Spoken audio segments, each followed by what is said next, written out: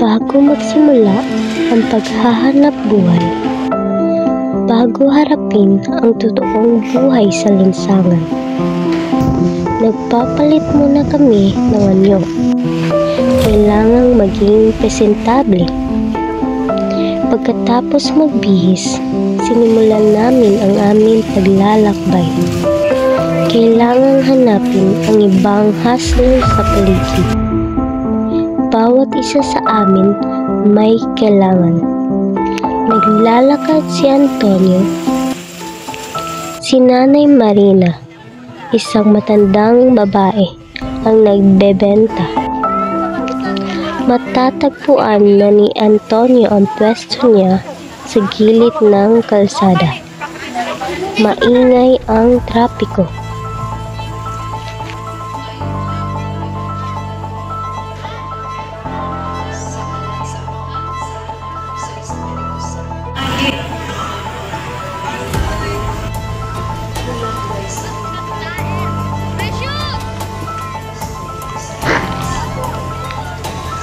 Maingat niyang hinawakan ng kandilang hiniram. Nakatayo siya, nakangiti, at sumisigaw ng alok sa mga dumadaan. Pero, ang mga tao ay nagmamamadali. Hindi siya pinapansin o naglalakad lang palayo.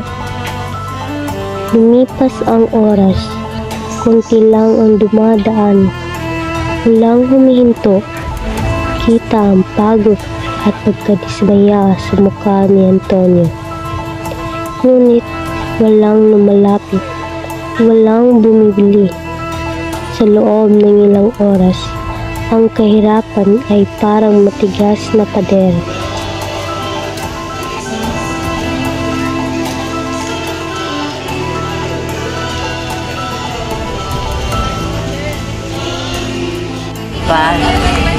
Maninda jumi kandila nya mani ibu sama mama nya hantud ako nidaga nanindi ko kandila since when ipagdagan ni Muray?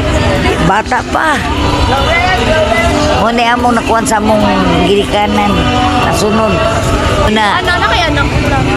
oh 5 akong anak dini sila nakagraduate sa high school pero wala ko ika-college kay wala man ko iso ngarang-arang mutabang pero ako siya paningkamot ng maka-graduate na lang sa high school kamo tabagan ta mo ha school jud mo unya ayaw jud mo pagka pataas Dili kay pa yes Taskit pa na sa mo ha? yes lihiag jud ang inyong mga ginikanan.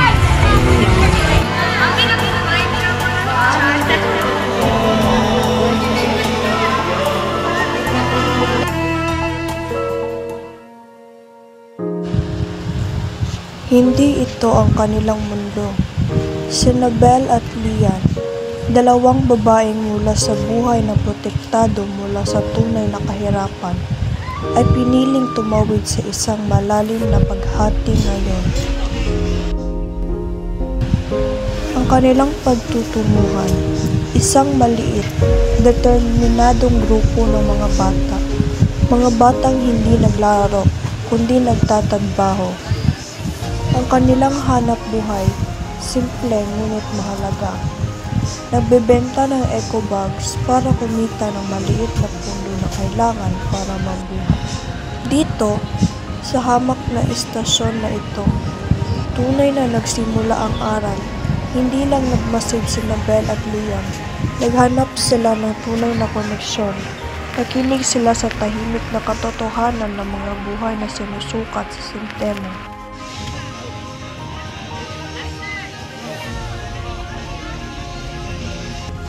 Kinita ni Nabel at Lian ang karapatang tumayo kasama nila, ang sumali sa hanay ng mga nagtitinda sa kalye. Ang silid-aralan ng empatiya ay naging isang pamilihan. Simple lang ang kanilang gawain. Ibenta ang eco bags. Gayunpaman, ang katotohanan ay malupit. Tumayo sila ng parang walang katapusan. Maaring nananatili ang eco bag sa kanilang mga kamay, ngunit ang aral, mabigat at hindi malilimutan, ay dala-dala nila sa kalibuturan ng kanilang mga puso.